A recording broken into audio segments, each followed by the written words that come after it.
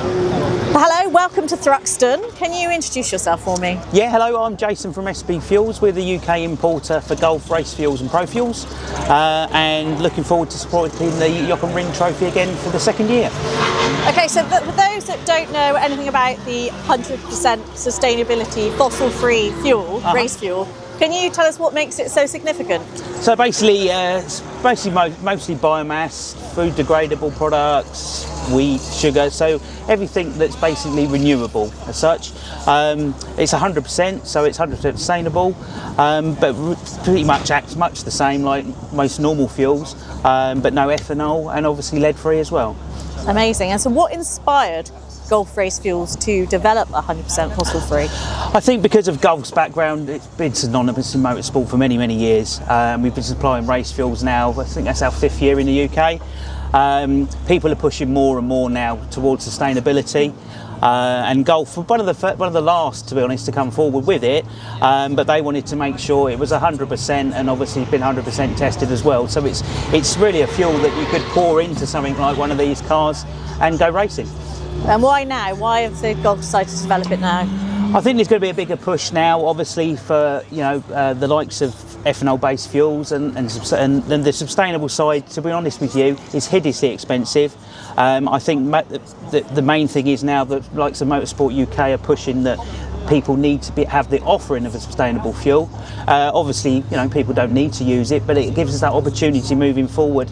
How many years later that these cars can still be racing, basically. So how did you? Sorry, can I start again? How does this new fuel compare to a traditional fuel? So obviously it's a race fuel anyway, so it's a 102 octane, so it's a higher octane anyway. There's no ethanol in it, and as I say, because it's 100% sustainable, there's no need to remap or recalibrate any of the vehicles. We've had some previous testing done, and people have noticed a gain in horsepower and also a gain in fuel economy. Although in something like this, it's probably not that noticeable, but yeah. They drink it for exactly. a hobby, yeah, definitely. And what challenges did you face in developing such a fuel? I don't think it's so much of a challenge them developing it. I think it was more of a case of fine tuning. So when a lot of the early sustainable fuels came out, the shelf life wasn't very long. So Golf have worked with obviously our manufacturers and the additive companies to make sure that that's now longer. And the cost of it as well, that's the thing. We've swapped refineries now to help with the cost side of things, because it's nearly double the price to produce a sustainable fuel than it is a normal fossil fuel, basically. Okay. And is this going to be available to grassroots and club motorsport? Yes. So, I mean, obviously, price at the moment, all sustainable fuels are expensive, but then all race fuels are relatively expensive. So the price difference between the two is not massive. I think the plan moving forward is the more people produce it, the more people use it, obviously the price will come down, and it'll allow the grassroots guys to use it, obviously at not a similar cost to normal pump fuel. And what's next for Golf to try and make motorsport a greener sport? We've had a lot of talks over the years about an ecology programme where I know Golf in the early days they were planting trees per litre sold. Every litre we purchase in the UK is traceable. So I think that's probably the route they're going to take. But I think pushing forward, I think probably over the next year that they're going to move probably most of their fuels to sustainable products. So they're all 100% fossil free, just for the carbon footprint, basically. Yeah.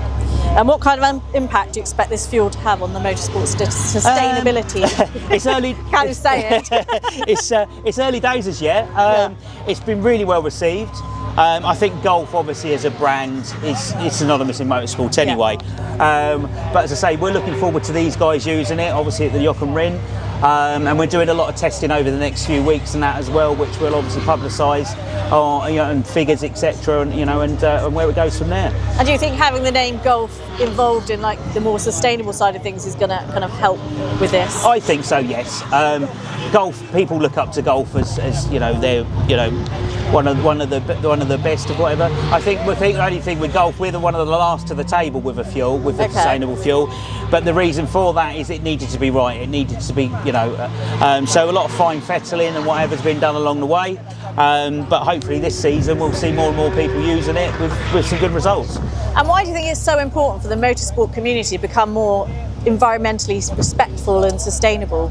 I think mostly, really, I suppose, for the longevity of it. You know, because obviously moving forwards, I know we've got electric and this, that.